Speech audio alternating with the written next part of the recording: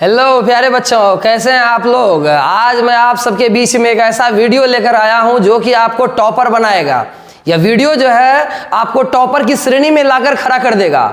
तो चलिए आज मैं आपको बताऊंगा कि मैट्रिक की जो एग्जाम होने वाली है, इस एग्जाम में टॉपर कैसे बना जाए। आखिर टॉपर जो होते हैं वे कौन सी उनके अंदर में जो खूबियां होती है, आखिर कौन सी ऐसी खूबियां होती है जिनकी वजह से वो टॉप कर जाते हैं। और बहुत सारे बच्चे ऐसे होते हैं जिनके पास नॉलेज होता है लेकिन वह उस नॉलेज का इस्तेमाल प्रॉपर रूप से नहीं कर पाते हैं, जिसकी वजह से उनका टॉपर बनने का सपना अधूरा रह जाता है। तो चलिए वीडियो को हम लोग स्टार्ट करते हैं। मैं आज आपको बताऊंगा ऐसी 10 गलतियां जो कि आपको एग्जाम हॉल में नहीं करनी है। आप उन सारी चीज़ों को, बातों को, मेरी सारी बातों को आप अच्छे से दिमाग में लेंगे और इस वीडियो को उम्मीद है कि आप पूरा देखेंगे। और ये जो मैं आपको बताऊंगा 10 गलतियां जो कि बहुत सारे बच्चे करते हैं, आप उस 10 गलतियों को नहीं करेंगे। तो चलिए मैं आपको स्टार्ट करता हूं और आप बताता हूं कि जो ऐसी 10 गलतियां हैं जो आपको नहीं करनी है ना। तो चलिए हम लोग स्टार्ट करते हैं अपना वीडियो। आप सभी प्यारे प्यारे बच्चों का स्वागत है आपका अपना कोचिंग सेंटर जिसका नाम है मां काली कोचिंग सेंटर। तो बच्चों, जैसा कि आप देख लिए हैं, यहां पर लिखा हुआ है कि मैट्रिक परीक्षा देने से पहले ये 10 गलतियां बिल्कुल भी ना करें, है ना। बिहार बोर्ड मैट्रिक परीक्षा करना है टॉप तो कर लो ये उपाय, है ना। तो चलिए पहला है हमारा कि परीक्षा भवन में जाने से पहले समय प्रबंधन जरूरी है और परीक्षा भवन जो है वह समय पर पहुंचना है। सबसे बड़ी गलतियां, अभी इंटर का एग्जाम चल रहा है तो देखिए हाल ही का फोटो है, एग्जाम सेंटर में नहीं मिली एंट्री तो दीवार कूदकर छात्र ऐसे घुसे अंदर। तो बच्चों ऐसी गलती नहीं करनी है कि आपको एग्जाम हॉल में इस तरीका से दीवार कूदकर आपको एग्जाम सेंटर हॉल में जाना पड़े, है ना। देखिए यहाँ पर किस प्रकार से बच्चे कितना रिस्क लेकर के दीवार फान करके वहां जा रहे हैं। क्या हमारे पास में बच्चों 10 मिनट एक्स्ट्रा टाइम नहीं है क्या? अगर हम लोग एग्जाम सेंटर में अगर 10 मिनट पहले पहुंच जाएंगे तो कितने बढ़िया तरीका से जो परीक्षक होंगे, वहां पर जांच करने वाले जो होंगे, हमारे सर वगैरह सब जो होंगे, तो वो बारीकी से जांच करेंगे और आपका माइंड जो होगा ना वो रिलैक्स रहेगा। तो सबसे बड़ी जो गलती होती है हम सभी बच्चों का जो कि टॉपर नहीं बन पाते हैं, तो उनका सबसे बड़ा प्रॉब्लम ये होता है कि वो टाइम मैनेजमेंट नहीं कर पाते हैं, समय प्रबंधन नहीं कर पाते हैं, है ना। और एग्जाम सेंटर पहुंचते हैं विलंब से। तो बच्चों मैं आपको एक बात कहना चाहूंगा कि आप एग्जाम सेंटर में आधे घंटे पहले पहुंचेंगे, है ना। रिपोर्टिंग टाइम जो होगा उससे आधे घंटे पहले पहुंचेंगे। खास करके जब आपका पहला एग्जाम होगा, क्योंकि पहला एग्जाम है, फर्स्ट डे एग्जाम होगा, तो आपको थोड़ा सा डर लगेगा, पर डरने की कोई जरूरत नहीं है। कोई वहां एग्जाम में कोई ऐसा नहीं है कि कोई अमेरिका, लंदन वगैरह से व्यक्ति आए हुए हैं जांच करेंगे, उस तरीका का नहीं है। कोई ऐसा नहीं कि वहां पर सीआईडी का इन्वेस्टिगेशन हो रहा है, आपको डायरेक्ट कटघरे में लाकर बैठा दिया जाएगा, ऐसा नहीं है। कोई सीआईडी का शो नहीं चल रहा है कि वहां पर कोई खून का जांच हो रहा है कि भाई खून मर्डर किसने कर दिया। एग्जाम देने जा रहे हैं भाई, खुशी से जाएंगे, अच्छे से जाएंगे और एग्जाम अच्छे से देंगे, है ना। और एग्जाम देने जाना है मन प्रसन्न करके, है ना। चलिए, तो आप लोगों को यह गलती नहीं करनी है कि एग्जाम में विलंब से पहुंचना है। तो मेरा वादा, आप लोग सभी बच्चे मुझसे वादा कीजिए कि सर मैं एग्जाम सेंटर में आधे घंटे पहले पहुंचूंगा और रिलैक्स हो जाऊंगा वहां जाकर के। आप वहां पहले आधे घंटे पहले पहुंचेंगे, वहां की गतिविधि को देखेंगे, कई सारे बच्चे क्या कर रहे हैं, मैं क्या कर रहा हूं, आप रिलैक्स हो जाएंगे तो निश्चित रूप से आपको टॉपर बनने से कोई नहीं रोक सकता है। ठीक है, तो उम्मीद है कि आप पहला ये जो गलती है वो नहीं करेंगे, है ना। चलिए अब देखते हैं ऐसी दूसरी कौन सी गलती होती है जो हम लोग करते हैं। सबसे पहले हमको क्या करना है, जैसे हमारा एग्जाम कल है, ठीक है, तो कल मेरा एग्जाम है, तो कई सारे बच्चे करते क्या हैं कि वो जिस टाइम एग्जाम है, चलो वही मेरा एग्जाम है, सुबह 9 बजे से एग्जाम है, तो बच्चे क्या करते हैं कि 9 बजे अपना एडमिट कार्ड खोजने लगते हैं। मम्मी कहाँ है मेरा एडमिट कार्ड, यहाँ रख दिए, वहाँ रख दिए, तो फिर मेरा कंपास बॉक्स कहाँ है, फिर मेरा पेन कहाँ है। तो ये सारी गलतियां बच्चे करते हैं, इन्हीं गलतियों को आपको नहीं दोहराना है। तो चलिए क्या क्या आपको एग्जाम से पहले आपको क्या क्या उस रात करनी है, ठीक है ना। तो देखिए एक दिन पहले ही रात में ही परीक्षा से संबंधित सारी चीजों को, जैसे कलम, एडमिट कार्ड, पारदर्शी पानी की बोतल, ज्योमेट्री बॉक्स, पहचान के रूप में आधार कार्ड, इन सब चीज़ों को आप क्या करेंगे, एग्जाम जिस दिन आपका एग्जाम होगा उससे पहले की रात आप क्या करेंगे, सारी चीज़ों को अरेंज करेंगे और उसको एक जगह एक बॉक्स में या किसी भी चीज़ में कैरी बैग में उसको रख देंगे। रात में ही रख देना है, अगले दिन के झंझट में नहीं रहना है। चलो यहाँ पर रखा हुआ है, उठा लेंगे जाने वक्त, उसको चीज़ वहाँ से उठा लेंगे, नहीं करना है बच्चों। मैं बता रहा हूँ आपको, ये गलती आप नहीं करेंगे, है ना। तो आपको करना क्या है कि कलम, सारी चीजों को, इन सब चीजों को आपको एक जगह एकत्रित करके रख लेना है। तो क्या क्या चीज हम लोग को करना है एकत्रित, तो हम लोगों को पेन को एक जगह ला करके रख देना है ना।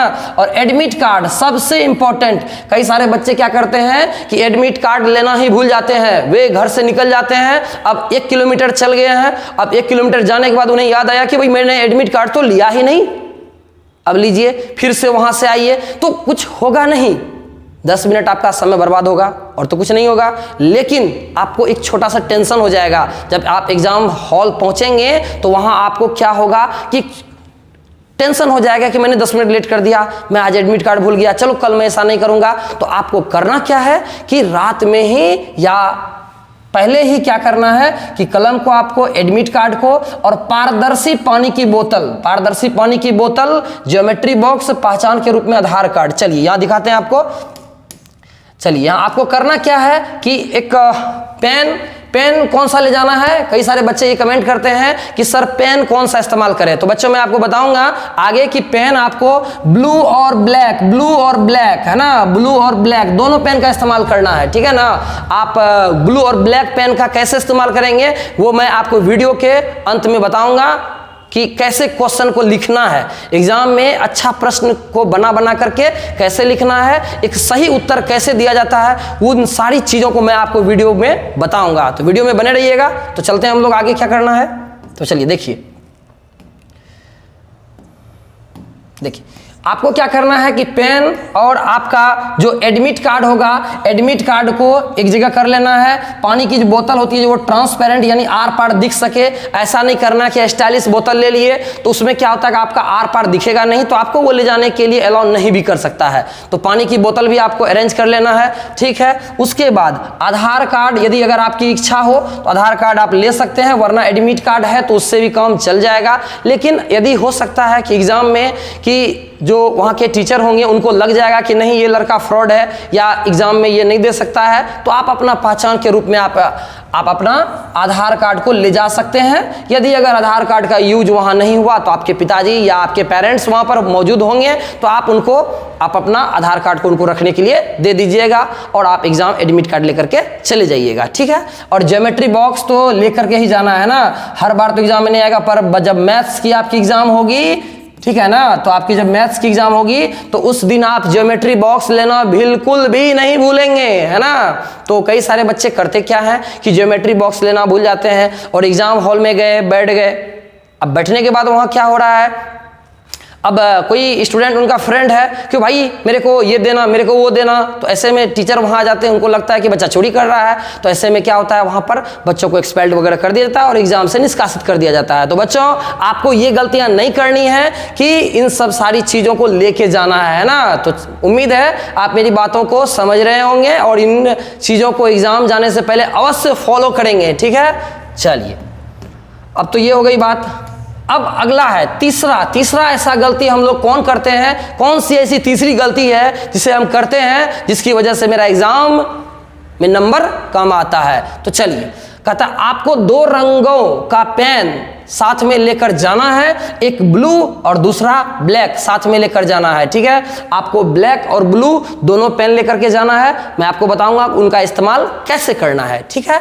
और यहां पर आपको एक बात और ध्यान रखनी है कि 2-4 एक्स्ट्रा भी ले लें, 2-4 पेन एक्स्ट्रा भी ले लें। हो सकता है कि एग्जाम में आपका 1 पेन है, हो सकता है एग्जाम में 1 पेन नहीं चले, तो आपको क्या करना है बच्चों कि 2-4 पेन एक्स्ट्रा लेके चलना। और हाँ, सबसे बड़ी बात, कोशिश करना है हम लोगों को कि पुराना कलम जो थोड़ा प्रयोग में लाया गया हो। तो हम लोग बहुत सारे बच्चे क्या करते हैं कि एग्जाम देने जाना है तो एग्जाम देने से पहले क्या करते हैं, नया पेन खरीद लेते हैं और एग्जाम हॉल में चले जाते हैं ना। तो हम लोगों को ये गलती नहीं करनी है, क्योंकि अगर हमारा पेन नया होगा तो एग्जाम हॉल में उसको चलने में थोड़ा सा टाइम लगेगा। आप लोग भी इस बात को गौर किए होंगे कि आपका जो पेन होगा, अगर आप उसको 1-2 रोज इस्तेमाल कर लेते हैं तो उस पेन से यदि अगर आप लिखते हैं तो आपका काफी स्मूथ रहता है, तो चलना काफी, उसको लिखना काफी आसान हो जाता है ना। तो बच्चों आपको ये करना है कि कोई पेन लेना है और उसको 1-2 बार इसको इस्तेमाल कर करके एक दिन आप लिख लीजिए, उसको थोड़ा थोड़ा लिख करके रख दीजिए। ऐसा 3-4 पेन को आपको क्या करना है, थोड़ा थोड़ा लिख करके उसको रख देना है। बिल्कुल भी ये गलती नहीं करना है, न्यू पेन लेकर के नहीं जाना है ना। और एक सिंगल पेन लेकर के नहीं जाना है। आप क्या कीजिएगा, ब्लैक ले लीजिएगा 2 या 3 ब्लैक ले लीजिएगा, 3 ब्लू पेन ले लीजिएगा, और आपको एग्जाम में किसी से टेंशन भी नहीं रहेगा। चलो भाई मेरा एक पेन नहीं चल रहा, दूसरा पेन का इस्तेमाल कर लेंगे, है ना। तो आपको इस बातों को ध्यान रख के चलना है। चलिए, तो यहाँ बता दिया आपको कि आपको 2-4 पेन साथ लेकर के जाना है और ब्लैक ब्लू लेके जाना है, ठीक है। चलिए अब आगे चलते हैं हम लोग। आपको बताऊंगा मैं ऐसी चौथी कौन सी गलती है जो हम लोग करते हैं जिसकी वजह से हमारा एग्जाम नहीं जा पाता अच्छे से। सबसे पहले जहां आपको बैठाया गया हो, आप एग्जाम हॉल में जाएंगे, आपका पहला एग्जाम है, आपको जिस भी जगह सीट पर बैठाया गया है आप अपनी सीट पर जाकर के बैठ जाएंगे, ठीक। और हाँ, सीट पर बैठने से पहले आपको क्या करना है उन बातों को तो आप गौर कीजिएगा। आपको जिस जगह सीट पर बैठना है तो आप अच्छी तरह से देख लेंगे कि बेंच को अच्छी तरह से देख लेंगे कि बेंच में कोई गड़बड़ी तो नहीं है ना। कई सारे बच्चे क्या होते हैं कि बेंच उनका गड़बड़ दे दिया जाता है, अब वो बेंच हिल रहा है तो कैसे लिखेगा बच्चा। तो वो क्या होता है कि वो बच्चा टीचर को बोल नहीं पाता है कि सर मेरा बेंच गड़बड़ है। इस वजह से क्या होता है कि आधा एग्जाम निकल गया। अब आधे एग्जाम के बीच में उसको बेंच में थोड़ी गड़बड़ी आ रही है तो होता क्या है कि अब एग्जाम को रोक करके तो आपको तो नया बेंच मिलेगा नहीं। तो आप क्या करेंगे, जैसे ही आप एग्जाम हॉल में जाएंगे, यदि अगर आपको वो बेंच पसंद नहीं है, आपको लिखने में समस्या हो रही है उस बेंच पर, तो आप क्या करेंगे, अपने टीचर को, वहां जो एग्जामिनर होंगे उनको बोलेंगे सर मुझे ये बेंच बदलवा दीजिए, मैं दूसरा बेंच पर बैठना चाहूंगा या बैठना चाहूंगी। तो आप क्या करेंगे, वहां अगर कोई बेंच में गड़बड़ी है तो उसको आप अवश्य चेंज करवा लीजिएगा। और आपको क्या करना है, बेंच के आगे पीछे और नीचे आपको चेक करना है कि कोई चीट या पुर्जा पहले से तो नहीं रखा गया है। हो सकता है आपका सेकंड सीटिंग में हो और आपके नीचे कोई चीट या पुर्जा मिल जाए, आप तो खुश हो जाइएगा कि फंस गया। अब फंस गया क्या, लेकिन अगर वहां पर अगर टीचर आ जाएंगे या फिर कलेक्टर साहब आ जाएंगे चेक करने के लिए, तो उनको क्या लगेगा कि ये अगला लड़का चोरी कर रहा है, आपके नीचे से मिला है। तो आप वहां प्रूफ नहीं दे पाइएगा कि सर मैंने चोरी नहीं की थी। आप अपनी सफाई में वहां कुछ नहीं बोल पाइएगा और आप सीधा एग्जाम हॉल से निष्कासित कर दिए जाएंगे, है ना। तो आपको करना क्या है कि आप जैसे ही एग्जाम हॉल में बैठिएगा, बैठने से पहले बच्चों क्या करना है आपको, तो वहां पर चेक कर लेना है कि मेरे नीचे तो कुछ नहीं है, मेरे अगल कुछ नहीं है, बगल कुछ नहीं है ना। तो आपको ये चीज को देख के चलना, ऊपर कुछ नहीं देखना, ऊपर पंखा ही रहेगा, है ना।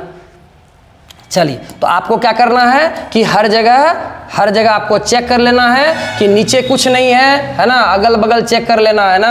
हालांकि गर्ल्स और बॉयज का सेंटर अलग रहता है बउआ, है ना, तो यहाँ पर सम्मिलित किया गया है। चलिए अब अगला है 5वां गलती, सबसे बड़ी गलती। कहता है कि कॉपी मिलने के बाद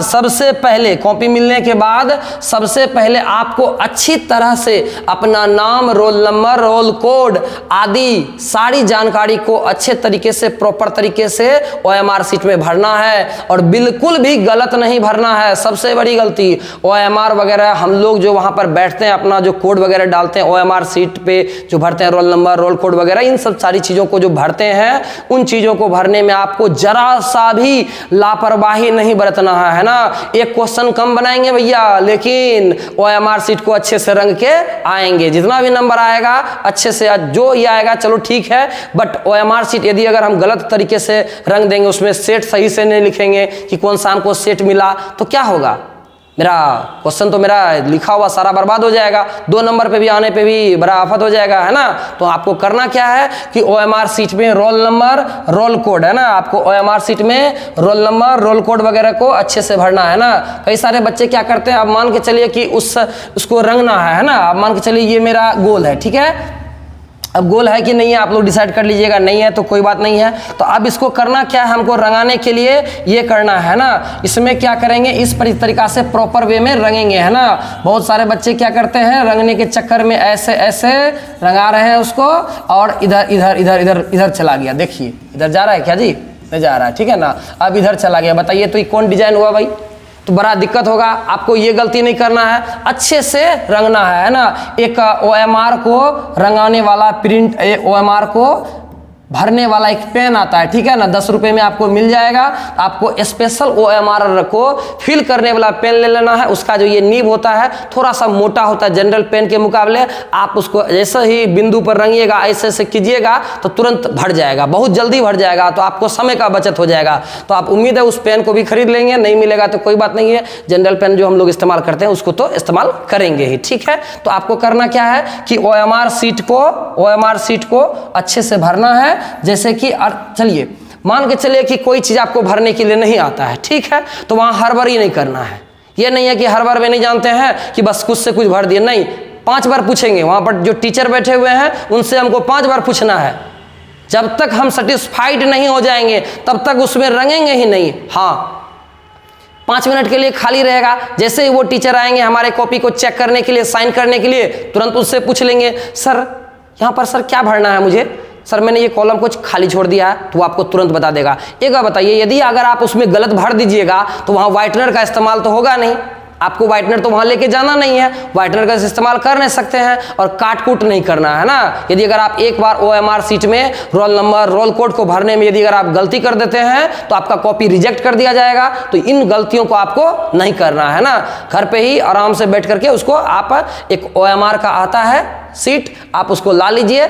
ऐसे हमारे कोचिंग सेंटर में OMR का बहुत बार प्रैक्टिस कराया गया है कि कैसे OMR को भरना है, ठीक है। तो आपको OMR को कैसे भरना है, इन चीज़ों को आपको ध्यान से प्रॉपर रूप से फिल कर देना है। तो OMR में गलती नहीं होना चाहिए, ठीक है ना। चलिए, तो इन गलतियों को आप नहीं करेंगे। चलिए अब अगला देखते हैं हम लोग कौन सी ऐसी गलती है। कहता है क्वेश्चन मिलने पर पूरे प्रश्न को एक बार ध्यान से देख लेना है और पढ़ लेना है, जल्दबाजी नहीं करनी है, गलती करने पर सुधार करने की ज्यादा कोशिश ना करें, है ना। तो एग्जाम हॉल में बच्चों हमको क्या करना है कि कोई भी जो हमको प्रश्न मिलेगा ना, तो कोई भी प्रश्न है तो उस प्रश्न को जैसे ही हमको एग्जाम हॉल में मुझे प्रश्न मिला तो हम लोग क्या करेंगे, जल्दबाजी नहीं करेंगे, है ना। बहुत सारे बच्चे क्या करते हैं, जल्दबाजी करने की वजह से क्वेश्चन को छोड़ देते हैं। उनको समझ में नहीं आता है कि सर इससे आसान तो ये था, काश मैं ये बना लेता तो मेरा इससे अच्छा नंबर आ जाता। तो आपको 15 मिनट एक्स्ट्रा टाइम दिया जाएगा वहां पर सिर्फ और सिर्फ क्वेश्चन को पढ़ने के लिए। तो आपको क्या करना है बच्चों, क्वेश्चन को अच्छे तरीके से पढ़ना है और सोच करके जो मैं जानता हूं उन चीजों को बना लेना है, ठीक है। चलिए अब आगे आते हैं सातवां है कि जिस क्वेश्चन का आंसर आप कंफर्म यानी अच्छे से जानते हैं उसे लिखना है, और हार्ड क्वेश्चन जो लगे आपको उसे अंत में लिखना है। और हाँ, सीरियल नंबर के चक्कर में ना पड़ें कि मुझे एक तरफ से बनाना है। बहुत सारे बच्चे क्या करते हैं, वे सोचने लगते हैं कि मुझे एक तरफ से बनाना है। नहीं बच्चों, ऐसा गलती नहीं करना है। जो हम लोग जान रहे हैं उन चीजों को पहले बना लेंगे, इससे क्या होगा कि लास्ट टाइम में आपका जाना हुआ क्वेश्चन नहीं छूटेगा, है ना। तो जो आप क्वेश्चन को जानिएगा उसको आप पहले बना लीजिएगा। कैसे बनाना है तो चलिए आपको बताते हैं। चलिए जिस तरीका से एक हम एग्जाम्पल के तौर पे यहाँ लिखे हुए हैं, जैसे अगर मेरा ऊपर में है लघु उत्तरीय प्रश्न, है ना, तो यहाँ पर डाल देंगे लघु उत्तरीय प्रश्न, ठीक है। इनको आप ब्लैक पेन से इस्तेमाल कर लीजिए और नीचे में यहाँ पर 2 गो डैश दे दीजिए। अब यहाँ से आप लिखना चालू कीजिए, है ना, कि जर्मनी के एकीकरण में महत्वपूर्ण भूमिका बिस्मार्क की थी। इस प्रकार से सारी बातों को लिख दीजिएगा, ठीक है। अब देखिए कैसे करना है। उसके बाद जैसे ही आपका खत्म हो जाएगा तो आपको 2 लाइन छोड़ देना है, 2 लाइन छोड़ देना है। फिर से यहाँ पर लिखना है आपको प्रश्नोत्तर। क्या लिखना है, प्रश्नोत्तर। चलिए हम आपको आगे चल के फ्रेश में अच्छे से इसको बताते हैं। मोटा मोटी इस तरीका से बनाना है, ठीक है। चलिए यहां हो गया। अब देखिए जैसे यहां पर है मेरा एक एग्जांपल और हम लोग लेते हैं। एग्जांपल दूसरा क्या है कि यदि अगर हमको यहां लिखना है तो हम लोग क्या करेंगे, इस प्रकार से यहां पर डालेंगे आंसर में कि प्रश्नोत्तर या उत्तर नंबर, ठीक है 6 है, उत्तर नंबर 6 डाल देंगे ऊपर में से करके, नीचे में थोड़ा सा डार्क लाइन खींच देंगे कि ब्लैक पेन से, है ना। उसके बाद हम अपना आंसर को ब्लू पेन से लिखना चालू कर देंगे। बहुत सारे बच्चे क्या करते हैं, उस डायरेक्ट आंसर इस साइड से यहाँ लिखे, ऐसे 5 नंबर डाले, बस ऐसे करके लिखना चालू कर दिए। अब ऐसे करके डाले, ऐसे लिखना चालू कर दिए। तो नहीं, ये गलती आपको नहीं करना है। आपको स्पष्ट रूप से इस प्रकार से लिखना है कि उत्तर, ऐसे लिखेंगे उत्तर, उत्तर दे देंगे, उत्तर नंबर, ठीक है 6 का क लिखना है तो बगल में क लिख देंगे, लघुत्तरीय है तो ऊपर में यहाँ पर लघुत्तरीय प्रश्न उत्तर नंबर 6 लिख करके एक लाइन छोड़ करके यहाँ पर अच्छे तरीके से उसको प्रॉपर रूप से अच्छे से लिख देना है। और जैसे ही मेरा क्वेश्चन खत्म हो जाएगा, लास्ट में एक लाइन को हम लोग डार्क लाइन से, वही फिर ब्लैक पेन से इसको ऐसे डार्क लाइन को यहाँ पर इस तरीका से खींच देंगे, ताकि टीचर को पता चल जाए कि भाई क्वेश्चन नंबर 6 यहाँ पर समाप्त हो चुका है। अगला जो मेरा इस लाइन, इंड लाइन के बाद जो होगा, मेरा क्वेश्चन नंबर 7वां का आंसर हमको मिलने वाला है। देखिए एग्जाम हॉल जो आप जाएंगे तो वहां पर आप एक बात को ध्यान दीजिएगा, आपके टीचर को यह नहीं मालूम है कि ये किन बच्चों का कॉपी है, तो आपको कॉपी को ऐसा बनाना है कि उससे टीचर इंप्रेस हो जाए, उनको साफ सुथरा कॉपी मिलना चाहिए, तभी आपको अच्छा नंबर आएगा। जानकारी तो अच्छा चीज़ है, लेकिन कभी कभी क्या होता है, किन्हीं किन्हीं बच्चों को जानकारी नहीं भी रहता है, मतलब हल्का जानकारी कम भी रहता है, लेकिन वो एग्जाम में इस तरीका से अपना रूल फॉलो करते हैं, जिस वजह से उनका नंबर अच्छा आता है। ठीक है, अगला क्या करना है हम लोगों को कि एग्जाम हॉल में जो डायग्राम वगैरह बनाना है। बहुत सारे बच्चे क्या करते हैं, एग्जाम हॉल में पेंसिल लेकर के नहीं गए, साइंस का एग्जाम है, उनको लगता है कि साइंस में ज्योमेट्री बॉक्स, पेंसिल वगैरह, कटर वगैरह का इस्तेमाल कहाँ पड़ता है, शार्पनर वगैरह का इस्तेमाल नहीं पड़ता है, इरेजर नहीं लेना। नहीं बच्चों, एग्जाम हॉल में आपको साइंस का जिस दिन आपका एग्जाम होगा, कोई भी एग्जाम हो, चलो कोई दिक्कत नहीं, लेके जाएंगे। और एक डायग्राम जो होगा आपका, डायग्राम को आपको क्या करना है, पेन से नहीं बल्कि पेंसिल से बनाना है। किस चीज से, पेंसिल से उसको बनाना है डायग्राम को। और हाँ, डायग्राम को बनाने के बाद उनका जो भी नाम होगा, जैसे यहाँ गला है तो गला को स्पष्ट रूप से, क्लियर रूप से लिख देना है, लेकिन किससे, पेंसिल से लिखना है। ठीक है, तो आप उम्मीद है इन सारी बातों को फॉलो करेंगे। चलिए अब अगला देख लेते हैं हम लोग।